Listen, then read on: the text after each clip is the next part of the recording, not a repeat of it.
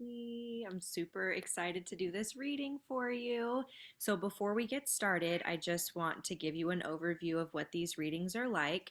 I call these I am remembering sessions because, when done correctly, they should feel like you're remembering, that you already kind of know this, or it should feel very validating, or it can feel very validating, and you might even have a little sense of like deja vu while it's going on. While I was entering in your information, I was like, have I already read her chart before? This birthday, this time, like all of it feels really familiar. And that's all very good signs that we've got the right birth time and we're ready to go. So, the first thing I'll do is I'll verify that the information in my charts is the information that you gave me, and then we'll dive in. I also like to read what you're looking for out loud because sometimes the way you've worded things will call through different messages. So you wrote, my main concern is clearing out trapped emotions, past traumas, pain that I'm holding on to that I need to let go in order to heal. Also, I have just weaned off all of my meds that I've been on for a long time. I'm completely done now, but majorly feeling the effects of detox and extra emotional with all the changes. My anxiety has been very bad now that I'm off my meds. So, just looking at healing those wounds within me by releasing the blocks, balancing myself and my emotions, and being able to manage my body, and any advice that would be helpful around that would be greatly appreciated. So the very first thing I wanted to look at is where's your Chiron. I wanted to look at some particular houses in your natal chart, and I'm going to show you how I know what I know. So these are messages from you, for you, through me, and I've just learned how to read the different patterns and listen.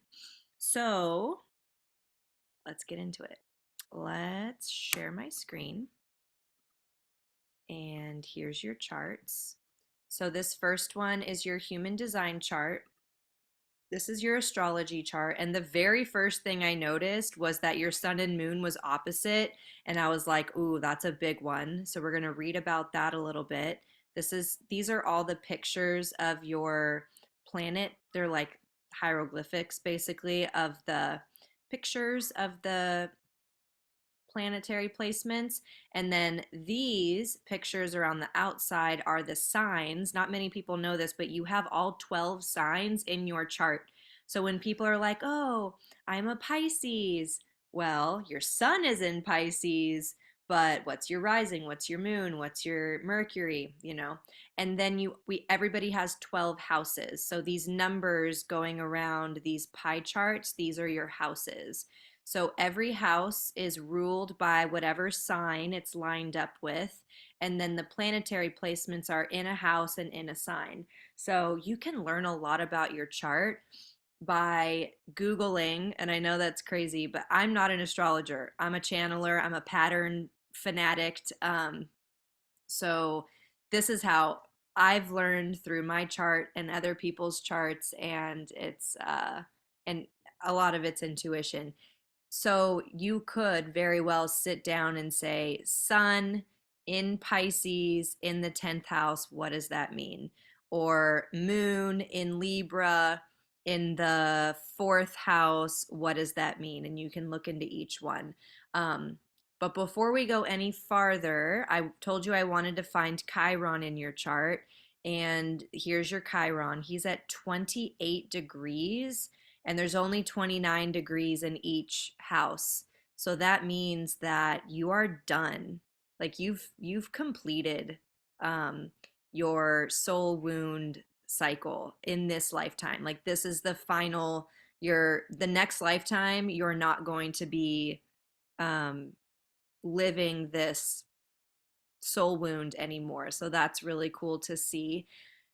But I don't know if you see this, your moon is at a one, your Neptune is at a one, your Pluto's at a one, and that's the first degree. That means you're just starting these lessons, these journeys, and you may feel more immature in these categories or more like a novice, just somebody that's very new at whatever the themes are in that category. So, whenever you talked about You want to learn about your past traumas. We're going to look at your Chiron in Taurus in the 12th house. The 12th house is the I dream, solitude, transcendence, self sabotage. Um, and then Taurus is kind of stubborn, but also very grounded, beautiful. So we'll look at that too.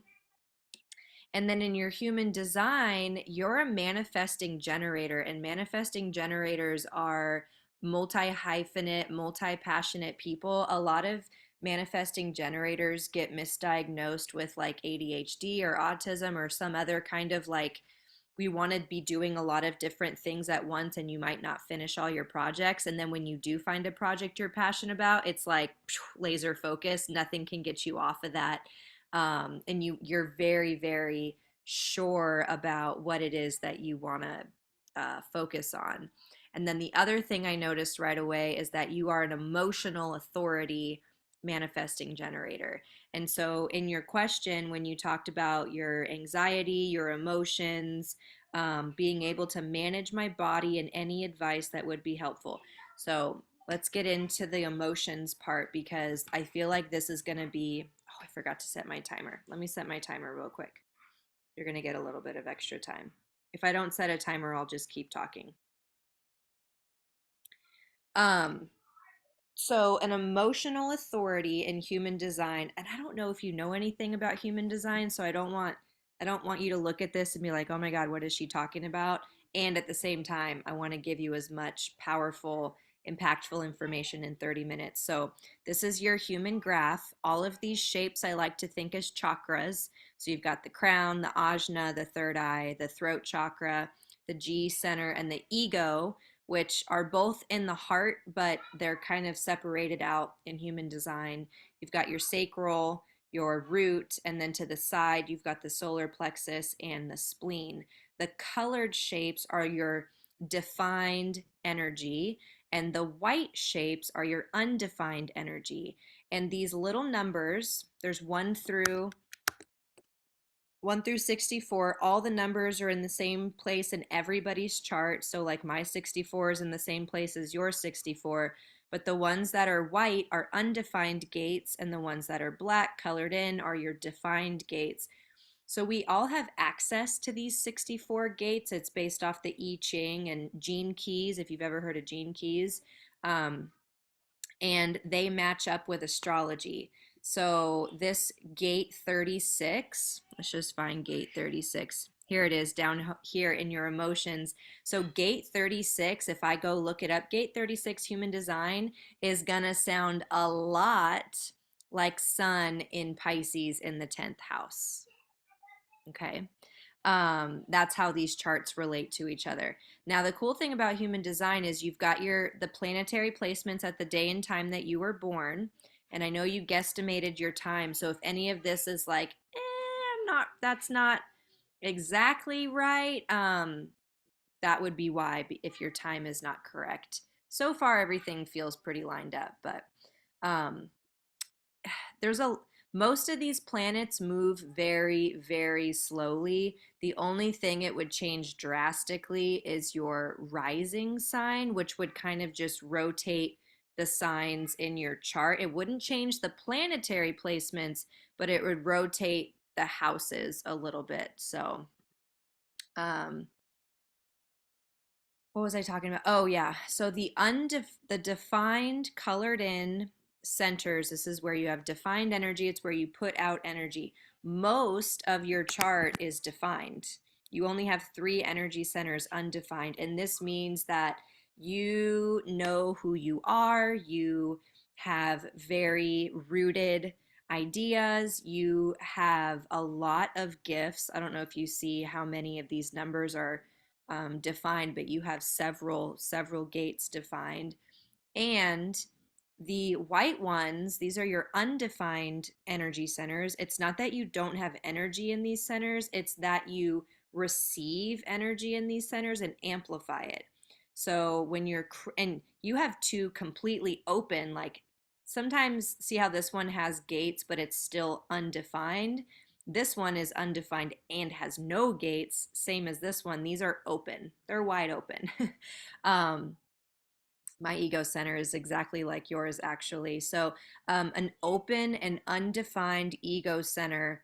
This doesn't mean you don't have ego. Everyone has ego. It means that you're very prone to social conditioning in these undefined categories. Um, Something to know about undefined open ego centers: we should not make or um, keep promises. Not that we're unreliable, but if we receive new information or new motivation, we reserve the right to change our mind. So if you've ever found yourself in a situation where you're like, oh, I really wish I could get out of this, I should not have committed to this, start committing less to things and it'll feel really aligned. So, undefined ego, don't make promises. We're not very likely to keep them. Undefined crown, this is kind of the spiritual connection. I like to think of it as like receiving energy from source in this area.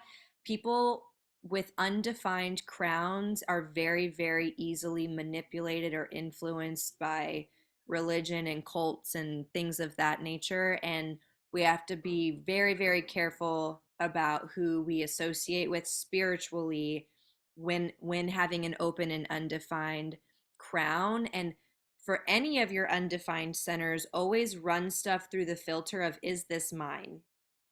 And if you get like a body response of, nope, that's not mine, let it go.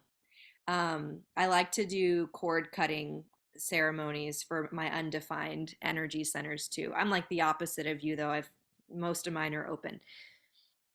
The root, the pressure center, you may not feel internal pressure to get something done, but you may feel external pressure from others to get stuff done.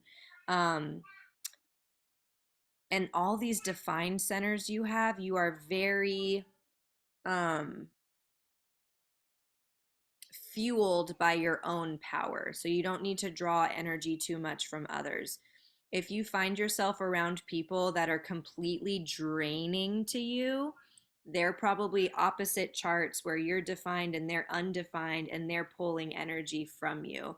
So if there's certain people that you're just like, oh my God, I cannot be around them for one more minute, just be careful that you're giving too much of your energy, because the defined centers is where you output and the white centers are where you receive and then amplify it back out. A lot of and you didn't ask this in your chart, but a lot of parents with like if you're defined and your child is undefined, they're opposite of you. Even being around your child can feel very draining because they're just like, you're giving and giving and they're taking it back and then amplifying it back at you and you're like, I got too much going on. Let's talk about this emotional authority. So this is your solar plexus. You are ruled by your emotions. um Let me go look at where you're. Oh, the moon in Libra. Love that. This is really powerful to know because you should not make decisions or even be held accountable for what you say or do when you are high or when you're low. So, emotional authority people, they kind of ride the wave and they're going to have big and low, big and low. And then you kind of even out like this. And when you even out, that's the place, that neutral, not really high highs or really low lows, but when you're kind of neutral, this is where you make decisions. This is where you show up most aligned, um, and make the most progress. So, what if you're really high or what if you're really low? Like, what can you do? Look at your other defined centers and lean into that. So you have a defined sacral. This gives you this gut response to things, to yes or no questions. So if you ever get really, really annoyed when somebody's like, hey, what do you want to eat? And you're like, I don't know. But somebody could be like, hey, you want to go get tacos? Uh huh. Hey, you want to go get burgers? Uh uh. And you just have this like instinct to answer. When your emotions are really high or really low, tap into your next energy center of support, which is your sacral, and ask people, ask me a yes or no question right now. I'm like, I'm riding the wave. um, so I do this with my kids. I do this with my husband. If I'm just like, I've overstimulated, or like today's been a really rough day. Um, Please only ask me yes or no questions. Now, if those two centers are just, they're out of whack, your third center to rely on is your instinct or your spleen. This is also your fear center. So if you ever feel fears come up, especially around health, you're gonna want to trust yourself, like literally trust fall into what you know. Your ego's undefined, but your heart is defined. This is your next center to rely on. And this is your love and direction center. This is like, um, this one's more like leader of the tribe, leader of the pack. This one is more heart centered and very much like motherly instincts. And let me see where your Neptune is really quick. No, that's Uranus. Where are you, Neptune? It's hiding. Oh, there it is. Capricorn. Yeah, super earthy. Um, Sorry, I just went off on a tangent there. This is the energy center where you want to just get into your heart space. And then because you're a manifesting generator, you can also rely on your communication skills and, podcast.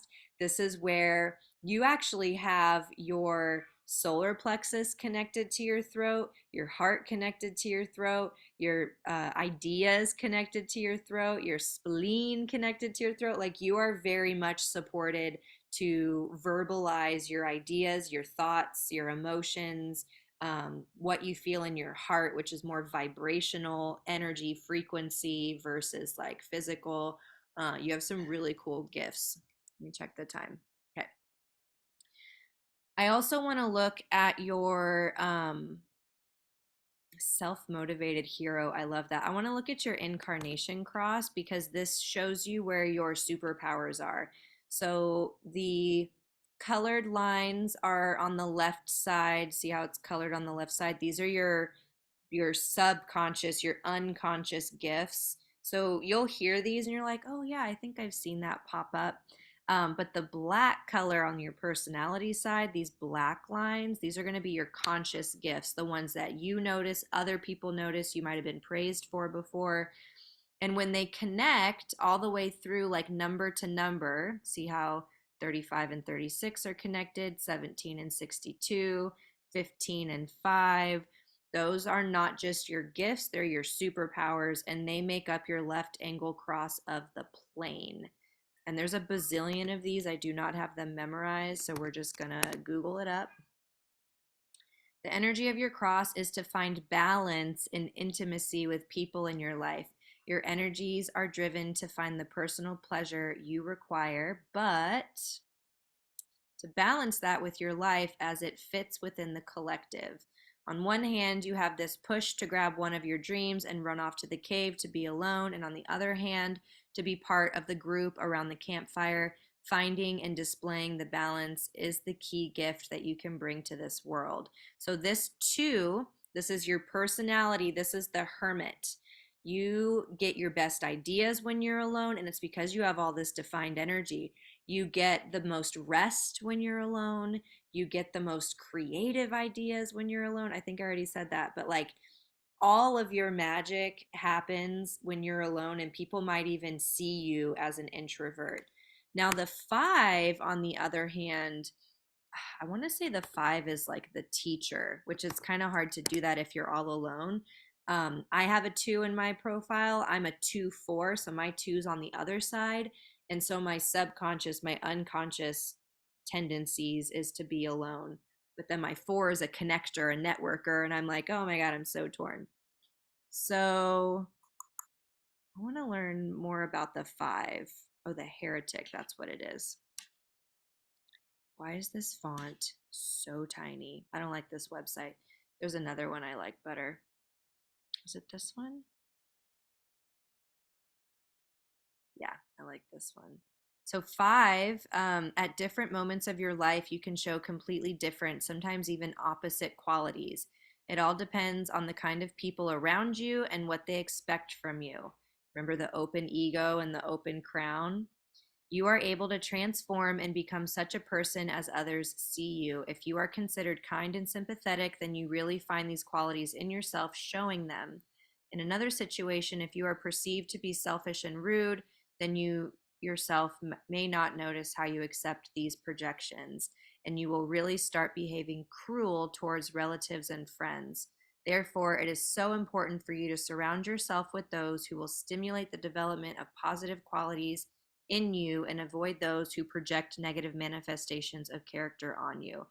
And I think I kind of mentioned this earlier without even thinking it was that big a deal for you, but like if you're around people where you don't feel like yourself, you feel drained, you feel like I need to be alone, trust that. Like really, really trust that. Um that's all I want to do for that for right now.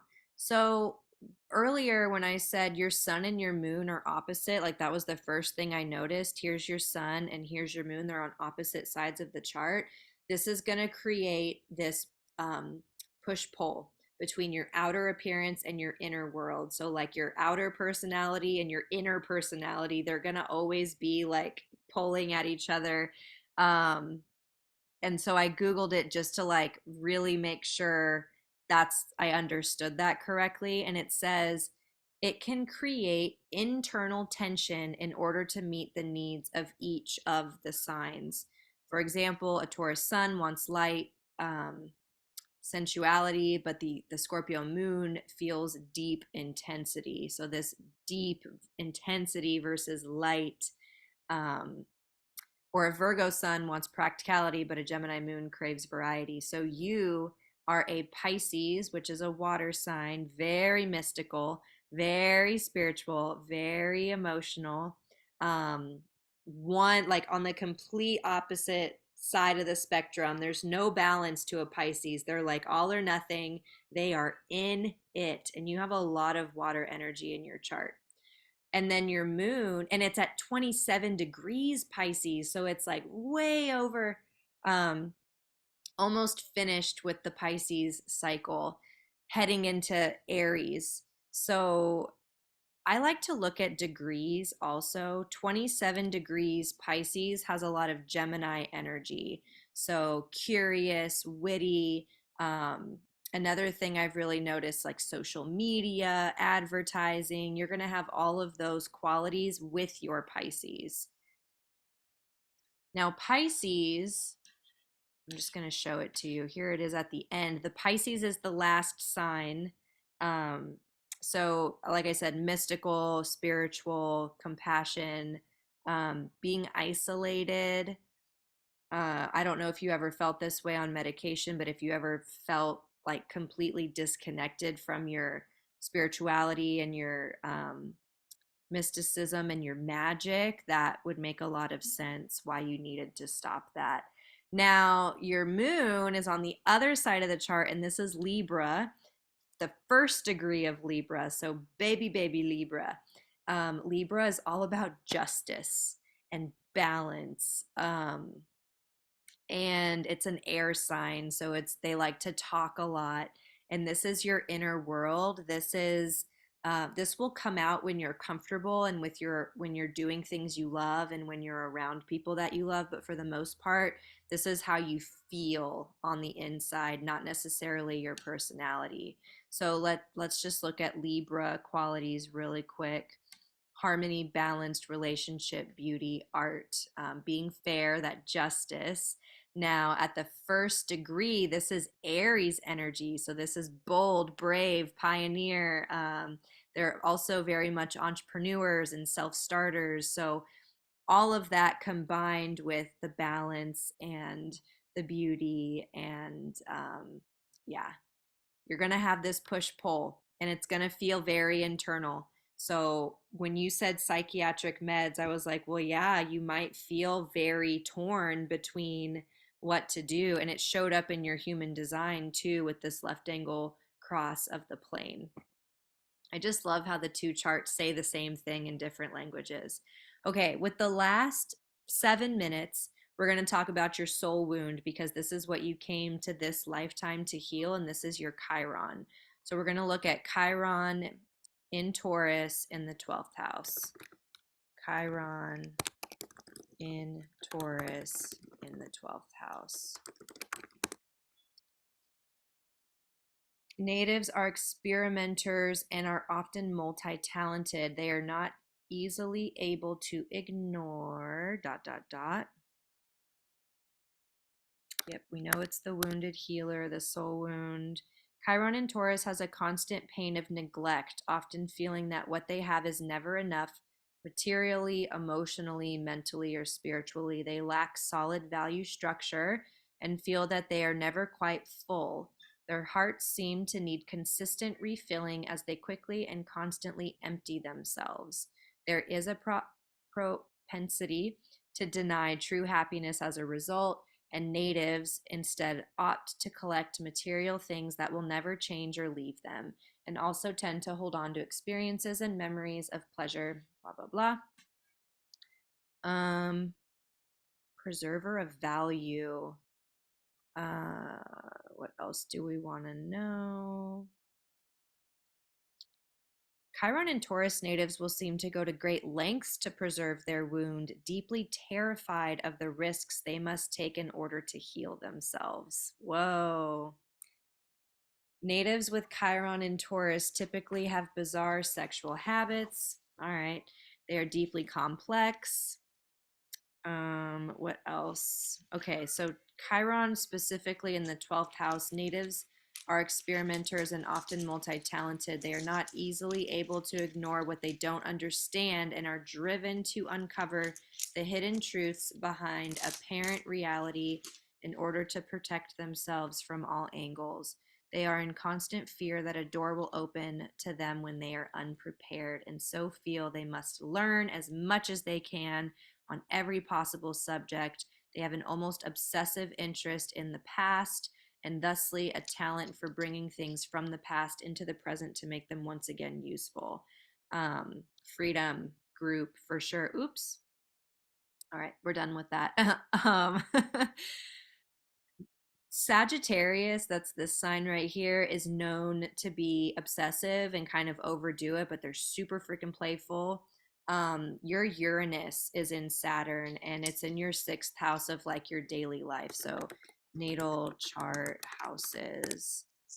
I really like this chart because it's got these I stems. I am, I have.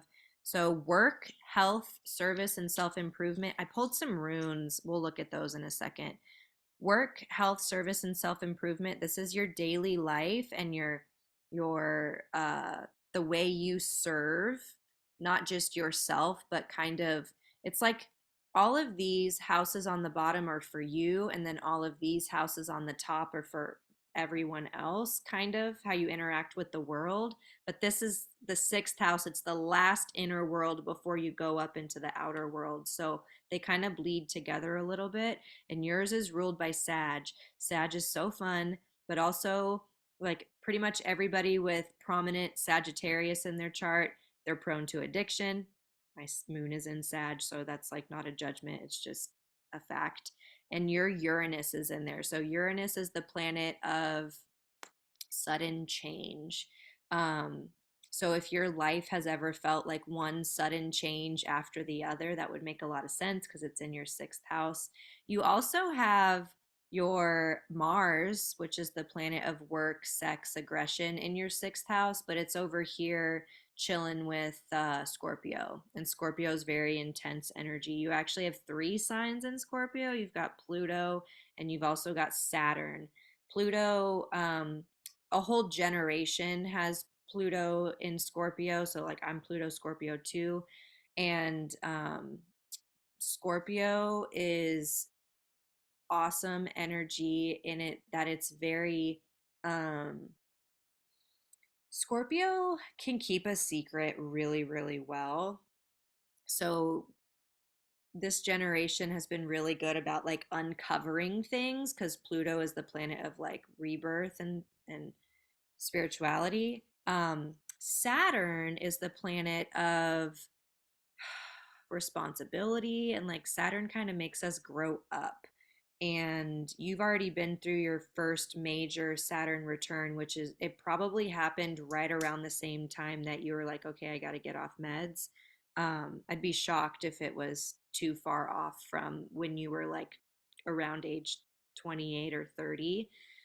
Um, and then when you hit age 35, let's see, you're 84. So yeah, you've hit 35.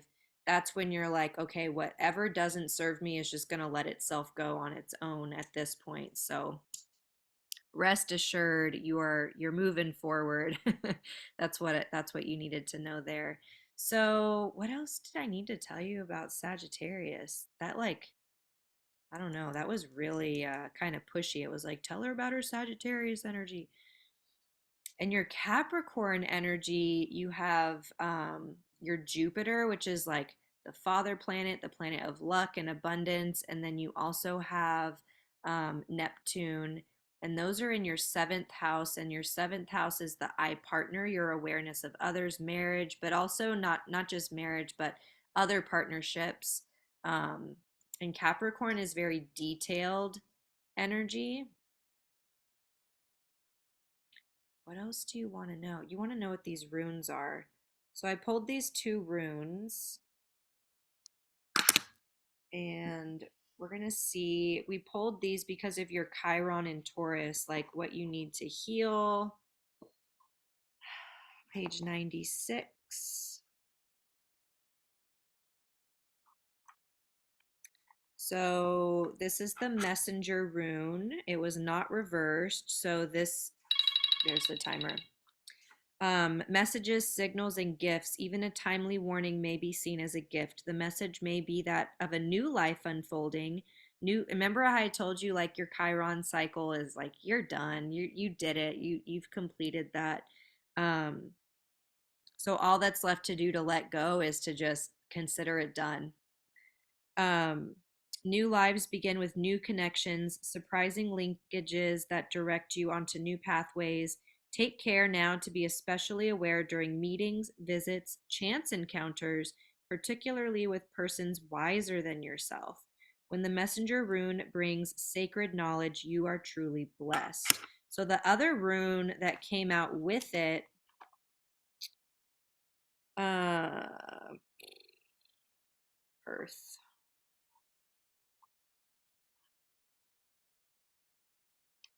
Something hidden, a secret matter.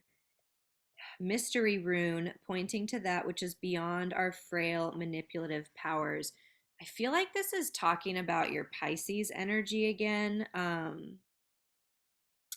It's talking a little bit about the phoenix, consumes itself in the fire and then rises from its own ashes. Its ways are secret and hidden.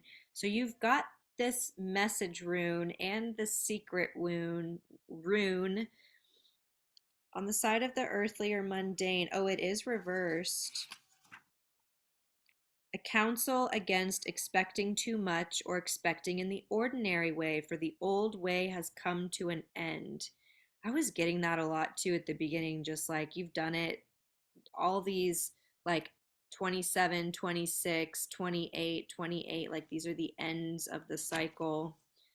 Um, you simply cannot repeat the old and not suffer. Call in your scattered energies. Concentrate on your own life at this moment, your own requirements for growth. Perth counsels you neither to focus on outcomes nor to bind yourself with the memory of past achievements. In doing so, you rob yourself of a true present, the only time in which self change can be realized. You may feel overwhelmed with exhaustion from meeting obstruction upon obstruction in your passage, yet always you have a choice. You can see this apparent negativity as bad luck, or you can recognize it as an obstacle course, a challenge specific to the initiation you are presently undergoing. Then each setback, each humiliation becomes a test of character. When your inner being is shifting and reforming on a deep level, patience, consistency, and perseverance are called for. So stay centered, see the humor, and keep your faith firm. What a cool reading! Love that. Love, love, love that. Okay, so that's the end of our time. The hour long readings, I mean, we can just get so deep into everything, but I hope you got the nuggets you were ready for. and willing to receive. If you have any clarifying questions, please reach out to me. They are included in your reading. And if I missed anything or if anything else comes through in the next couple of days, I'll send it to you in our group chat or our chat. Thank you. I love you. I'm grateful for you. Thank you for trusting me with this.